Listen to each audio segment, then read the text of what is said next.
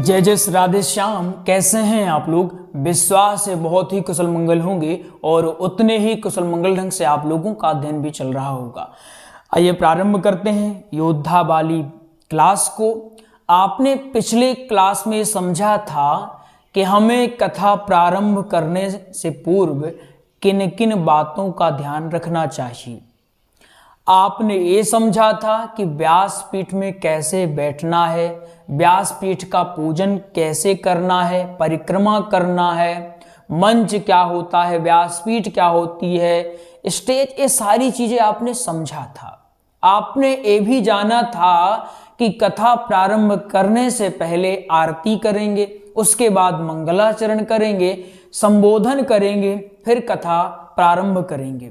तो आइए अब कथा हम प्रारंभ करते हैं। कथा आप प्रारंभ कहाँ से करेंगे वो चीजें हम समझेंगे, सारी चीजें स्टेप बाय स्टेप समझेंगे। जो चीजें बताई जा रही हैं आप इसको लिखते जाइएगा। मानते हैं सुबह सुबह का समय जो रहता है, अब हल्की गर्मी आ गई है, लेकिन हल्की गर्मी हल्की ठंडी इसका जो संयोग बनता है बड़ा आनंद देता है। अच्छे से पढ़ना है, लगन से, ऊर्जा से, उत्साह के साथ। एक बार बोलिए श्यावर रामचंद्र भगवान की जय हो। चलिए प्रारंभ करते हैं। हम मान के चलते हैं आपने व्यासपीठ में बैठा, ठीक है, ये व्यासपीठ है, आप यहां बैठ गए, यहां पर आप बैठ गए। आपने पहला काम आरती ये कर लिया, आपने दूसरा काम मंगलाचरण आपने ये भी पूर्ण कर लिया, आपने तीसरा काम संबोधन,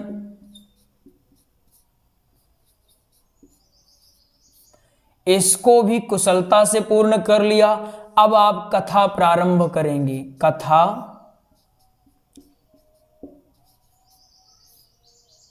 कथा प्रारंभ करेंगे। तो कथा प्रारंभ कहां से होती है वो समझते हैं। आप पहले दिन में महात्म की कथा को करते हैं। क्या करते हैं? महात्म की कथा को करते हैं। हमने लिखा यहां प्रथम दिवस, प्रथम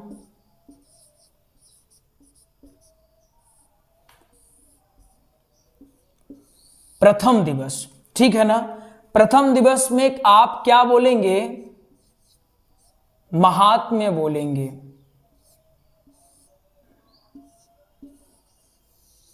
अबे महात्म्य क्या होता है गुरुदेव, ये थोड़ा हमको बता दीजिए। देखिए महात्म्य अगर आपको बहुत ही सरलता से समझाने का प्रयास करें, जैसे मान लीजिए हम ये मार्कर है, इसके बारे में आपको बताना हो, पूरी जानकारी इसकी देनी हो कि कैसे लिखा जाता है, कहाँ निर्माण हुआ, इसका निर्माता कौन है, कितने रुपए में मिलता है, आखिर क्या इसकी खासियत है, क्या क्या इसके पार्ट हैं, जिन पार्टों को मिलाकर इसको बनाया गया है, तो इसकी एक पूरी रूपरेखा, इसका पूरा विस्तृत वर्णन हो जाता है। यहां समझने की बात है, अगर समझेंगे नहीं तो महात्म को नहीं समझ पाएंगे, ठीक है ना। हम कहाँ हैं? देखिए हम अब कथा प्रारंभ में हैं, कथा प्रथम दिवस चल रही है।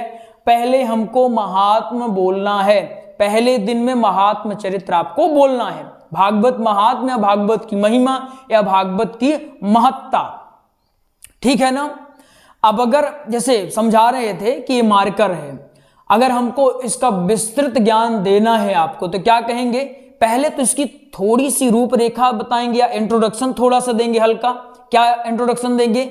यह मार्कर है, काले रंग का चलता है, इसकी स्याही है और बहुत ही अच्छा चलने में है, स्मूथ चलता है। ये तो इसकी एक रूपरेखा, एक परिचय हल्का छोटा सा हो गया। अब आपके मन में जिज्ञासा आ गई, अच्छा स्मूथ भी चलता है, काला भी है, लिखने के काम आता है, इसकी हो गई। अब जब हम इसको उठाकर विस्तृत वर्णन में ले जाएंगे तो सब कुछ बताएंगे। यहाँ ये क्या है, यहाँ ये क्या है, इसकी स्याही कहाँ से आती है, कैसी होती है, पार्ट कैसे हैं, क्या लिखा हुआ है, किस कंपनी का है, ये सब कुछ हम वर्णन करेंगे। ठीक ऐसे ही भागवत महात्म्य बताया जाता है कि मानवो, हे भक्तों, हे श्रोताओं, आप जिस कथा का रसपान करने जा रहे हैं उसके बारे में जान लीजिए कि आखिर उसकी महत्ता या उसकी क्वालिटी क्या है, ठीक है ना। इतनी बात समझ में आई। आप जो कथा सुनने जा रहे हो, 7 दिन तक हम जिस गंगा में गोता लगाने जा रहे हैं उसकी महत्ता क्या है, उसको समझ लेना चाहिए। ठीक है ना। अब आपको समझ में आ गया होगा कि आखिर महात्म क्या होता है। ठीक है ना। इसकी कुछ खासियत आप और देख लीजिए। इसकी कुछ खासियत हम यहां पर देखते हैं। ये जो महात्म है प्रथम अध्याय से प्रारंभ होगा। आज हम जो प्रारंभ करेंगे प्रथम अध्याय, प्रथम अध्याय की कथा को हम सीखेंगे आज। ठीक है ना। यहां आज हम सीखेंगे। अब ये जो महात्म है तो इसमें कितने 6 अध्याय हैं। कितने 6 अध्याय। कितने अध्याय हैं 6 अध्याय हैं। और ये कहां से लिया गया है, ये पद्म पुराण से लिया है। कहां से, पद्म पुराण के उत्तरखंड। ये नोट डाउन कर लीजिएगा, पद्म पुराण के उत्तरखंड से लिया गया है। इसको नोट डाउन करिएगा। अब अगर हम यहां आते हैं तो यह कथा प्रारंभ होती है नैमिषारण्य से। कहां से प्रारंभ होती है, नैमिषारण्य से। नैमिषारण्य, नैमिषारण्य एक क्षेत्र है। ठीक है ना। 2 पात्र याद रखिए। 2 पात्र कौन कौन से हैं, सूत जी, सूत जी, और दूसरे पात्र हैं सौनक जी।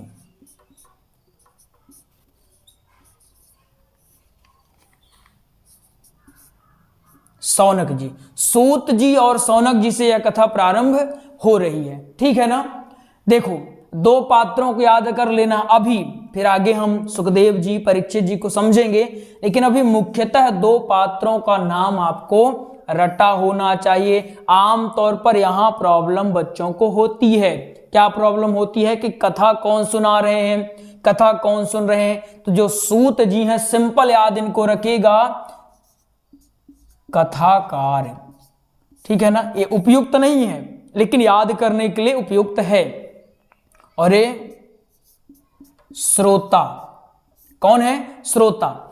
एक सूत जी कथाकार और सौनक जी श्रोता। ठीक है ना। ये श्रोता हैं। और ये ऐसे वैसे श्रोता नहीं है, ये जिज्ञासु श्रोता है। इनके अंदर जिज्ञासा जागृत रहती है कि आखिर आगे क्या हुआ, ये कैसे हो गया। भगवान की लीलाओं को जानने की इच्छा इनमें प्रबल है। ठीक है ना। अब आपके मन में एक व्यू बना होगा, अगर नहीं बना है तो बना लीजिए, बिल्कुल बनाइए। कथा कहां से, 2 पात्रों से प्रारंभ हो रही है। मान के चलिए यह क्या है, यह एक क्षेत्र है। इसका नाम क्या है, यहां नाम लिखा हुआ है नैमिषारण्य। क्या नाम है, सब लोग कहिए, नैमिषारण्य नाम है। कथा प्रारंभ हो रही है सूत जी से। एक कौन है, ये है सूत जी और यहां पर हैं सौनक जी। सौनक जी, यहीं से कथा प्रारंभ हो रही। अब एक विजन हम लोग बनाते हैं कि हम महात्मा की कथा, आप महात्मा में बोलेंगे कैसे वो सब समझाएंगे, परेशान ना होइएगा। पहले स्टोरी समझ लेते हैं बोर्ड पर, फिर व्यासपीठ पर कैसे बोलेंगे वो हम समझाएंगे आपको। परेशान बिल्कुल नहीं होना है। इतना आया समझ में कि नहीं आया। हमने क्या क्या समझा। प्रथम दिवस की कथा में महात्मा पढ़ेंगे। महात्मा 6 अध्याय से निरूपित है। ये पद्म पुराण के उत्तरखंड से लिया गया है। ये समझ में इतना आ गया कि नहीं आया। ठीक है ना। अब कथा प्रारंभ हो रही है प्रथम अध्याय से। प्रथम अध्याय नैमिषारण्य का तीर्थ है या नैमिषारण्य का क्षेत्र है। सूत जी और सौनक जी का समागम हो रहा है। सौनक जी प्रश्न करेंगे, सूत जी उत्तर देंगे। सौनक जी प्रश्न करेंगे, सूत जी उत्तर देंगे। ठीक है ना। ये इनके अंदर जिज्ञासा आती है, एक जिज्ञासा को मिटाते हैं। ये प्यासे होते हैं, ये प्यास को बुझाते हैं। ठीक है ना। है दोनों ही प्रबल ज्ञानी, क्योंकि प्रश्न वही पूछ सकता है जिसको ज्ञान हो, जिसको जानकारी हो। जिसको जानकारी नहीं वो प्रश्न कैसे पूछेगा। अब इसको व्यासपीठ पर कैसे बोलेंगे वो समझेंगे। इसको आप चाहें तो स्क्रीनशॉट एक बार ले लीजिए। ठीक है ना। अब व्यासपीठ पर आप कैसे बोलेंगे वो समझते हैं। आप जैसे ही व्यासपीठ पर कथा प्रारंभ होगी तो आप कहेंगे, परम मंगल में कथा में प्रवेश करते हैं। प्रथम दिवस की कथा भागवत के महात्म से प्रारंभ होती है, जिसे उत्तर यहां पर पद्म पुराण के उत्तरखंड से लिया गया है। यह कथा नैमिषारण्य तीर्थ में सूत जी और शौनक जी के मध्य इस भगवती गंगा का प्रवाह चल रहा है। यहां तक आप बोल दिए, ठीक है। अब आगे हम समझते हैं, आगे अब क्या बोलेंगे। अब यहां पर क्या होता है, अब देखिए हमने मिला दिया है दोनों लोगों को, सूत जी मिल गए, शौनक जी मिल गए। अब आखिर होगा क्या, चलो हम यहां पर बनाते हैं सूत जी को,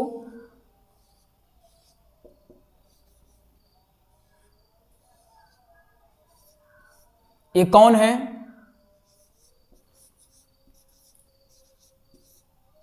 सूत जी, और इनको बनाते हैं, एक को बनाते हैं यहां पर शौनक जी को बनाते हैं।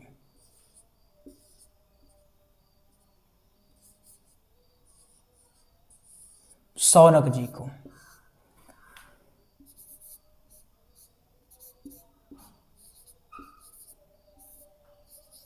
पद्म पुराण को विशेष याद रखिएगा, पद्म पुराण के उत्तरखंड, ठीक है।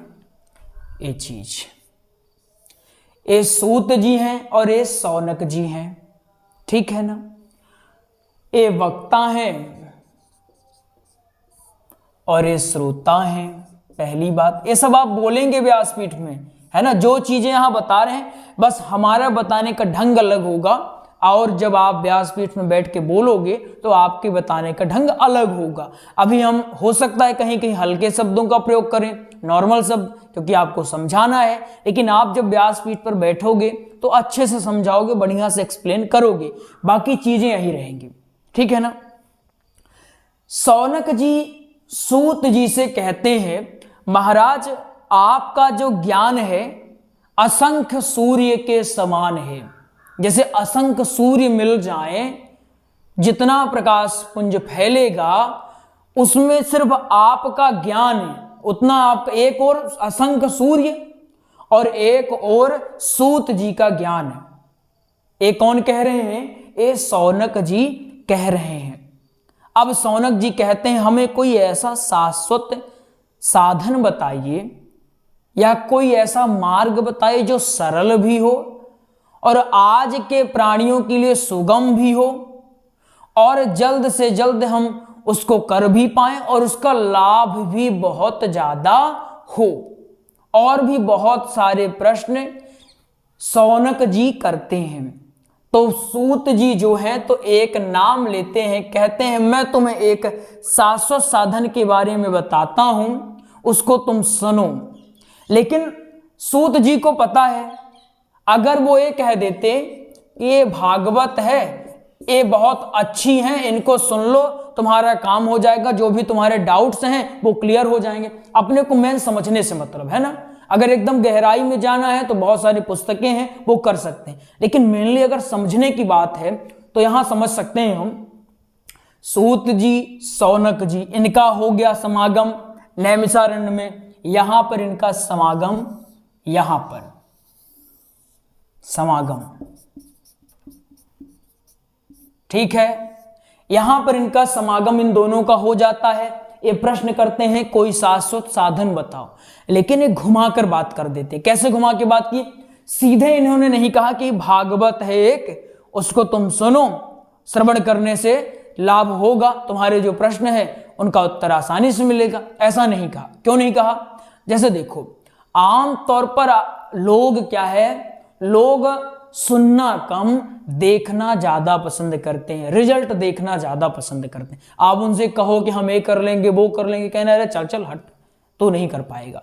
लेकिन आप वही करके दिखा दो। आप कल को जाओ किसी को कहने हम कथा सीख रहे हैं महाराज, जल्दी से हम कुशल वक्ता बन जाएंगे, देश विदेश में हमारी कथाएं सुनी जाएगी, हमारी प्रसिद्धि होगी, ख्याति होगी, मान होगा, सम्मान होगा, सब कुछ होगा। अगर आप एक कहने जाओ तो क्या कहेंगे, अरे चलो फेंकू चंद, चलो ज्यादा फेंकते हो तुम। वही आप करके दिखा दो, बोलो मत, करके दिखा दो, आपकी कथाएं होने लगी। देश विदेश में वो फोन लगा रहा है, आपका कब से परेशान है, भाई फोन तो उठा लिया करो, आपके व्यस्त चल रहे हैं, अभी हमसे बात नहीं होगी, लो हमारे मैनेजर साहब से बात करो। तो उसको करके आपने जब दिखाया, प्रूफ करने की आवश्यकता नहीं पड़ी।